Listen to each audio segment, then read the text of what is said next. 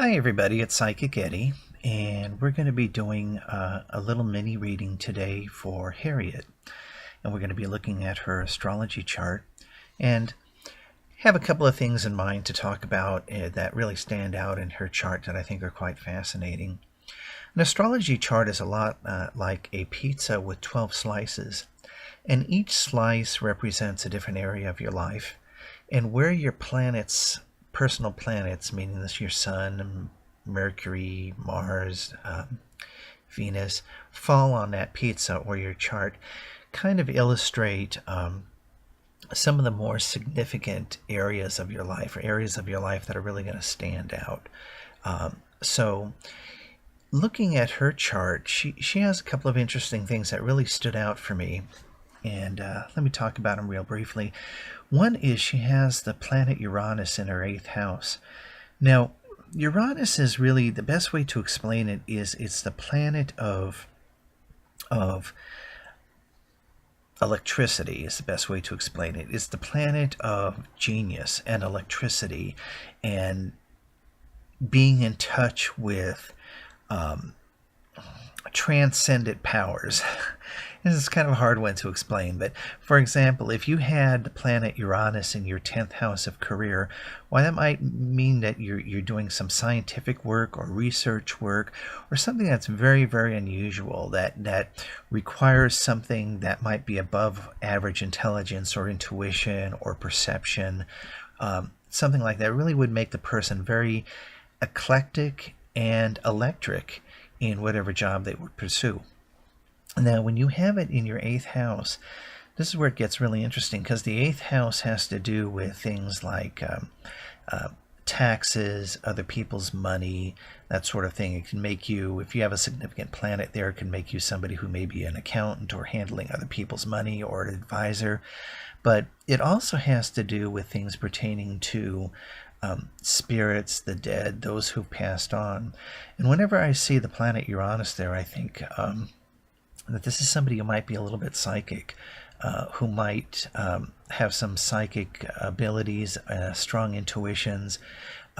Sometimes they may even make their living as some kind of counselor, because they have really insights into other people that are often guided by spirits, those who have passed on.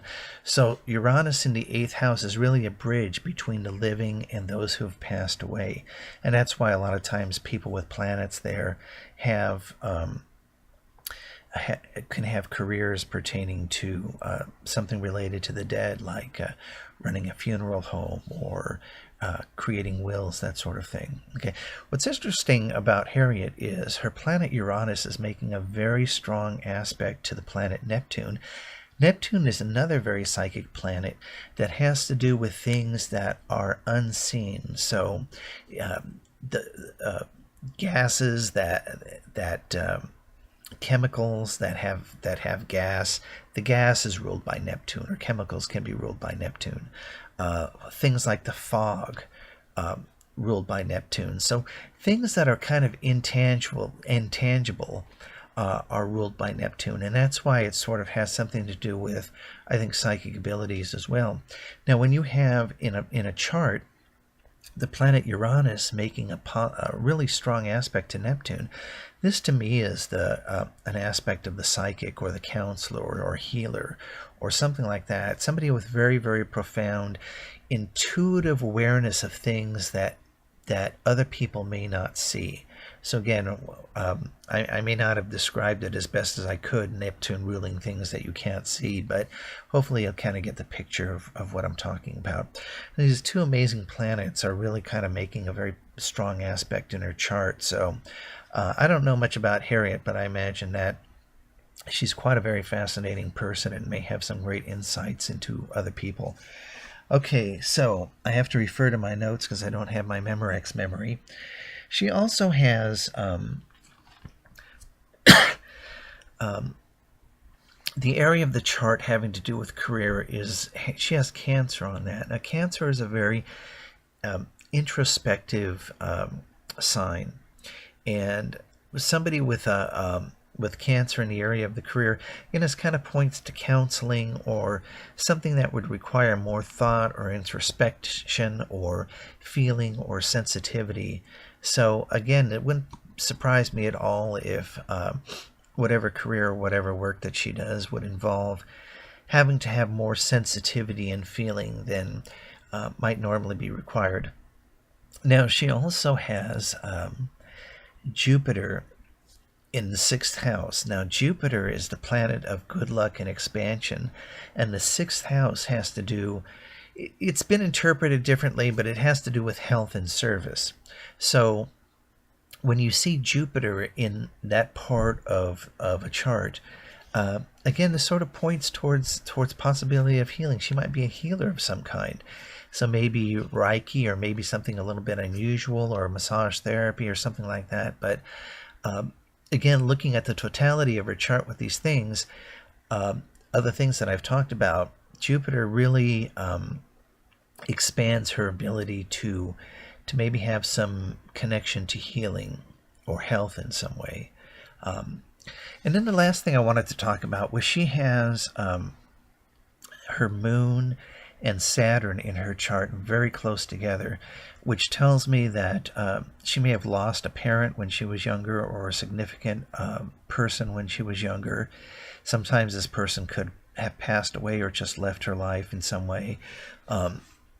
But she may have had a serious childhood, which makes her more of a serious person as an adult. Now, that doesn't mean that she can't laugh and have fun and all that stuff, but her essential personality may be a little bit more on the serious side. Now, in terms of good luck coming up in her life, or period of good fortune, I really like the second week in May. And what's going on then is sort of what we call a minor transit, but I think it's still significant. Venus moving through the sky is going to be making a very positive aspect to Jupiter, the planet of good luck and good fortune that's in her chart. So when that happens, around the second week of May, that could be a good time for doing something fun. I'd say buy a lotto ticket at that time, or if you like going to the casinos, you might want to go to the casino and have some fun there. Or if you're looking to start a new project, that might be a good time. Generally, it's like a feel-good period of time where you kind of feel lucky and fortunate, so you tend to attract that in your life. And so for Harriet, that's about the second week in May. So that's a little mini reading for Harriet, and kind of gives you an idea of how I do astrology in a comprehensive reading.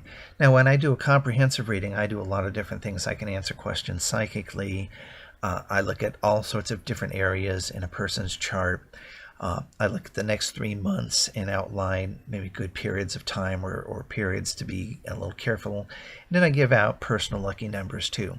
So if you're interested in getting a comprehensive reading and finding out how I do it and what I charge, why don't you just send me an email to ghostlyeddy@gmail.com, and I should have the email address in there, and then I'll send you an email back telling you how it all works. But in the meantime, thank you so much for watching, and take care.